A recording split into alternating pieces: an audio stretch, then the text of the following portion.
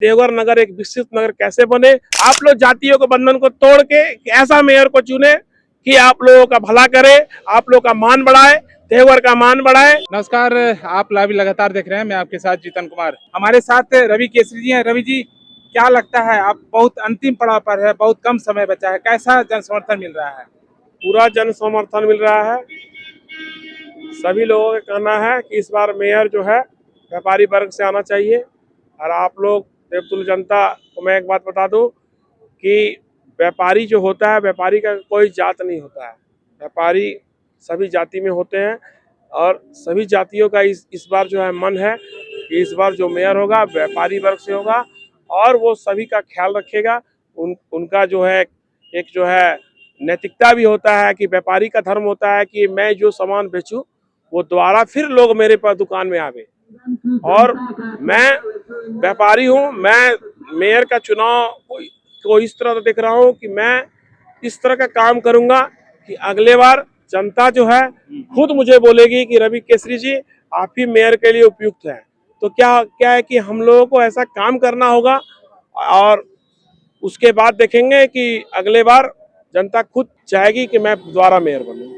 आपने जो press conference किया था, तो उसमें एक बहुत बड़ी बात आपने की थी कि हमने लॉ नहीं किया, लेकिन लॉ की किताबें हमने जरूर पढ़ी है। बिल्कुल बिल्कुल।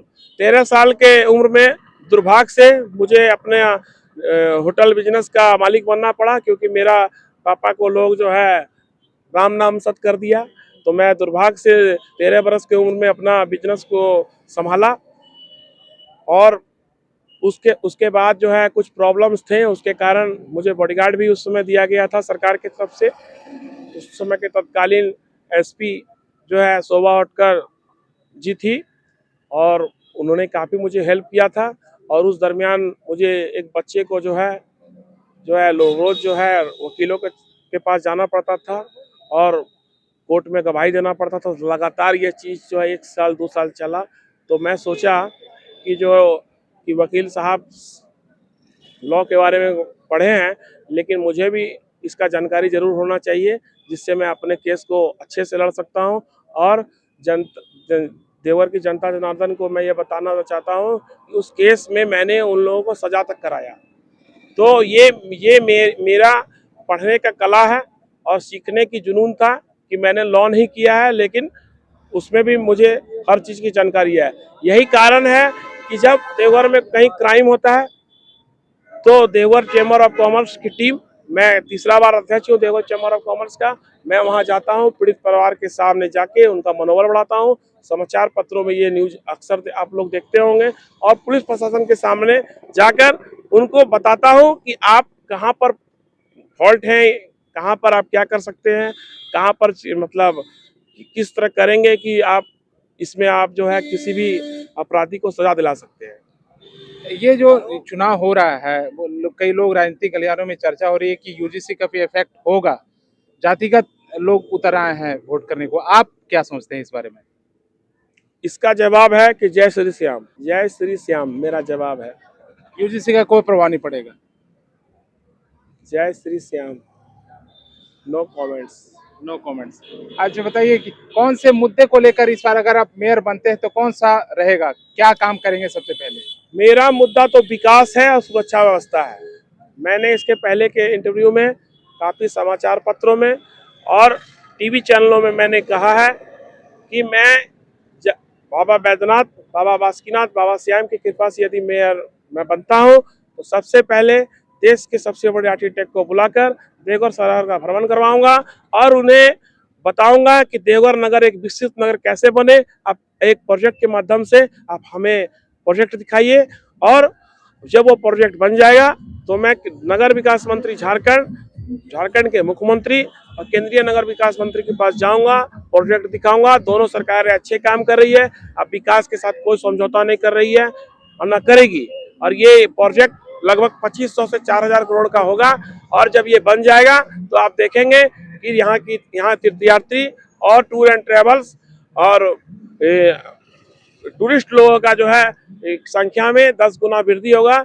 उसके बाद सबसे बड़ी जो फायदा होगा वो होटल वाले को होगा, रेस्टोरेंट वाले को होगा, पंडा जी को होगा, पेड़े वाले, टोटो ऑटो वाले, सभी को फायदा होगा। और जब पैसा का फ्लो यहाँ बढ़ेगा तो आप देखेंगे कि यहाँ पर और भी जो दुकानें हैं, जैसे कि मान लीजिए कपड़े की, टीवी, एसी, फ्रिज, सोना चांदी, गाड़ी, बाइक्स वगैरह, कार वगैरह का बिक्री बढ़ेगी। और उससे उससे क्या फायदा होगा कि बेरोजगारी में कुछ कमी आएगी।